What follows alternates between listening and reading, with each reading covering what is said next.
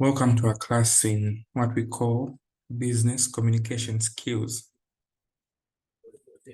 So this course will take us through a variety of critical foundational skills for basic communication in a company.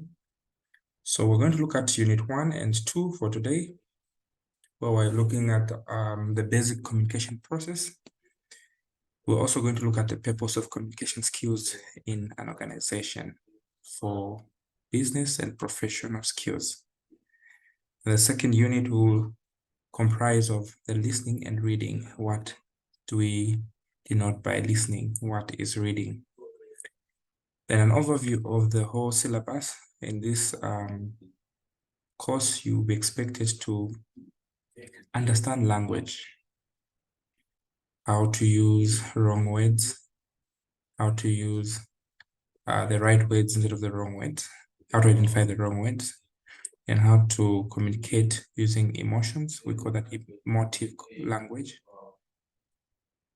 We also are going to look at the right words, the style and tone of communication, sentence structure, paragraph structure, reference skills. We're also going to look at Unit 4, where we will learn some library skills.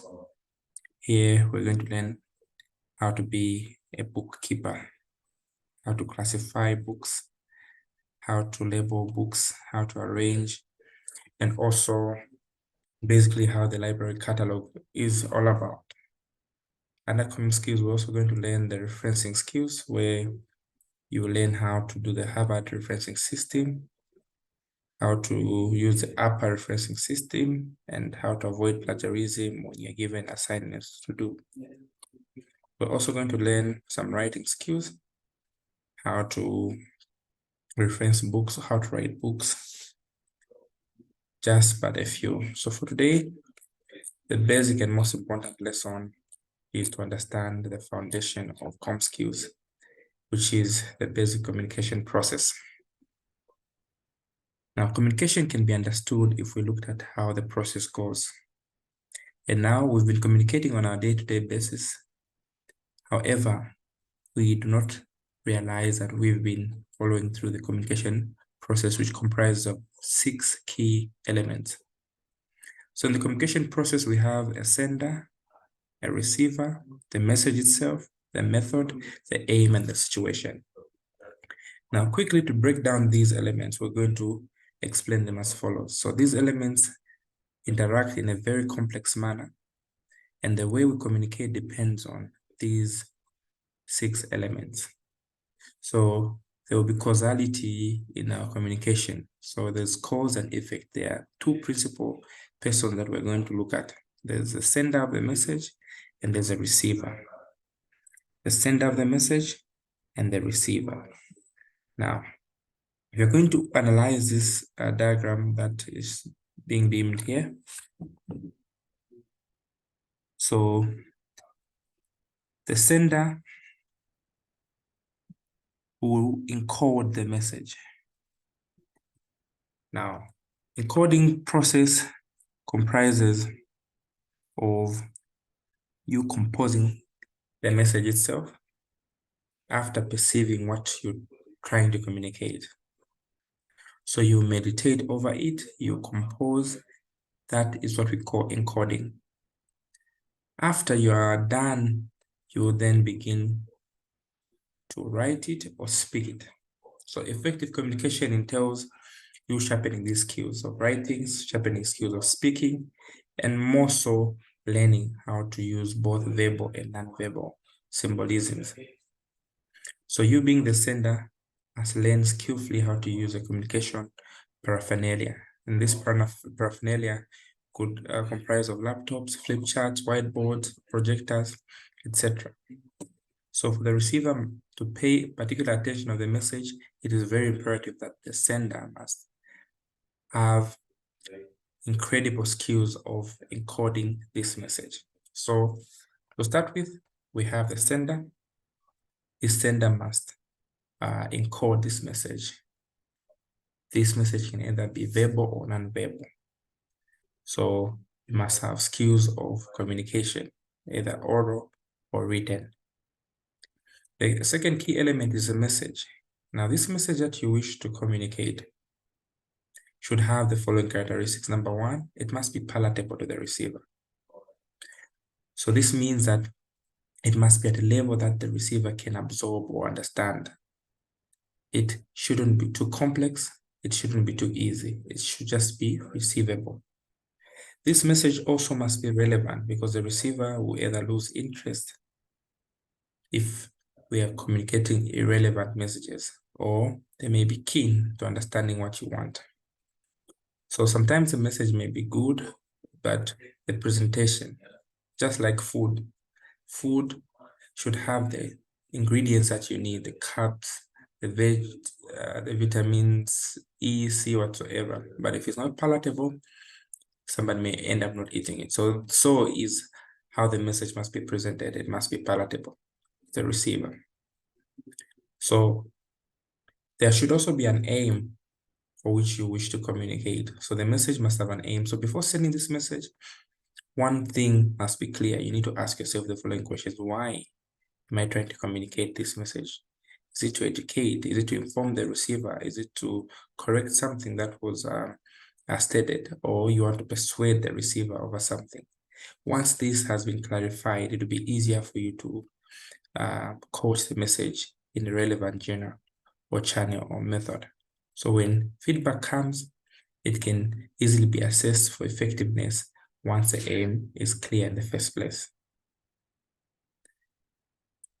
Then we go to the method of communication. So this method of communication must be appropriate. We use Latin words which says modus operandi.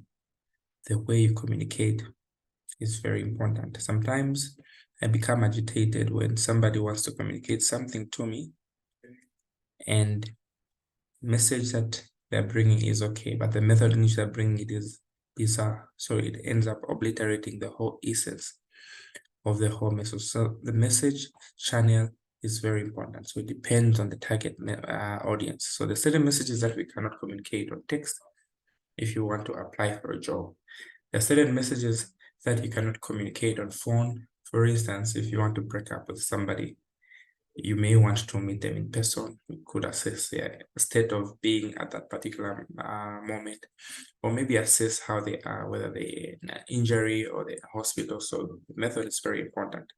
Then finally, the receiver. So the receiver of the message must be relevant, or else the message will be wasted or ignored. So the sender must know the following things about the receiver. Number one, what their education level is. Number two, their economical, culture, and social background. Number three, their biodata like age, sex, or marital status. Certain information is inappropriate owing to the fact that one person could either be an adult or opposite gender or their marital status. So it's really important that we analyze the sender, the receiver in those perspectives. So the receiver must also have the following receiving skills.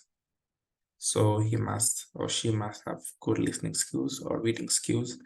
If the message being sent is in written, the body or non-verbal language interpretation skills, they must be able to tell. The summary skills, some people are not very good with summarizing. Then finally, the situation. You must also, as a sender, know the right time or situation to send a message. So a good message at the wrong time may be misunderstood. So basically, this is what we call the communication process.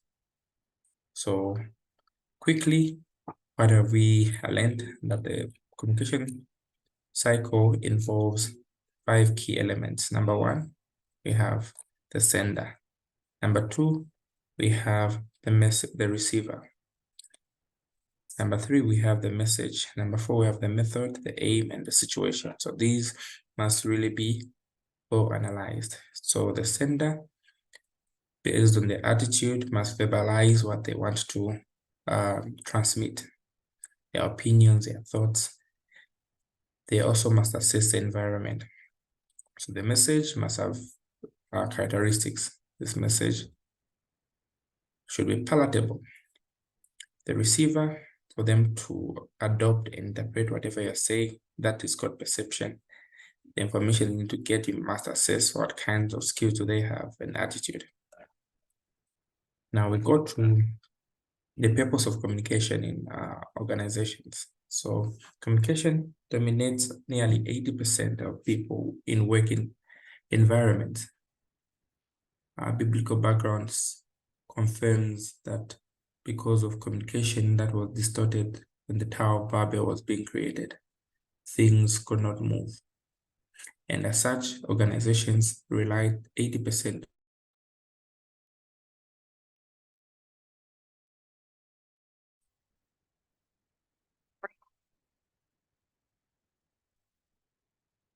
So 80% of people's organizations depend on communication. So from time to time, we report for work, we leave our homes, we need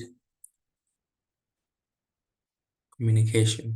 This aspect of communication, according to Goofy 202, asserts that succeeding markets rely on communication. So for us to succeed in today's world, there is huge demand for effective communication, ability to speak, read, and write.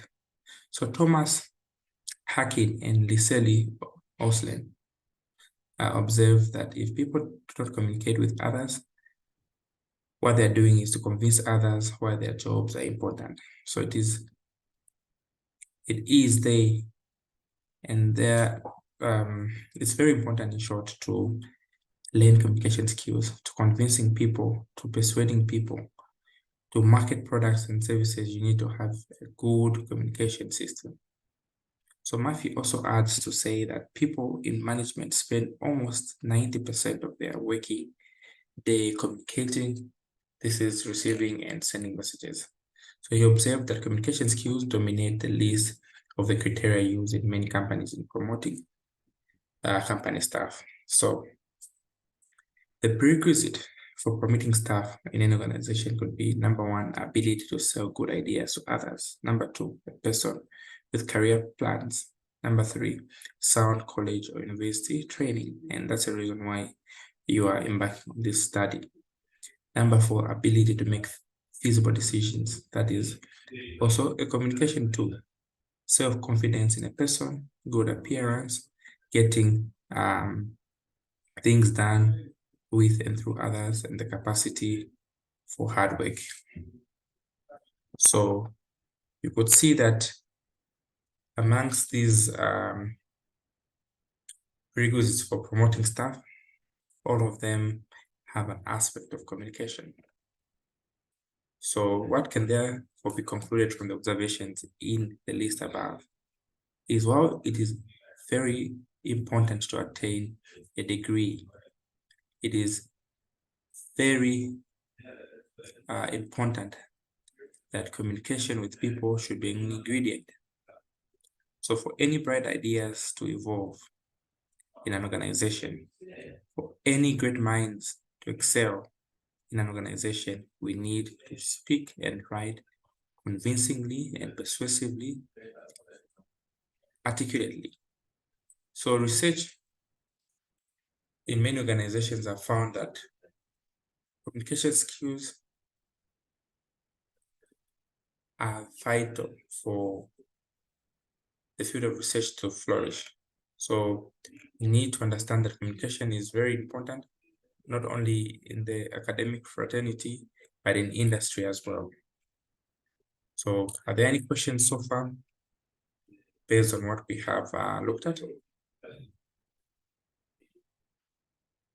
So this is where our first section, which is the introductory part of our lesson, ends. So I'll give you follow-up questions just on what has been discussed.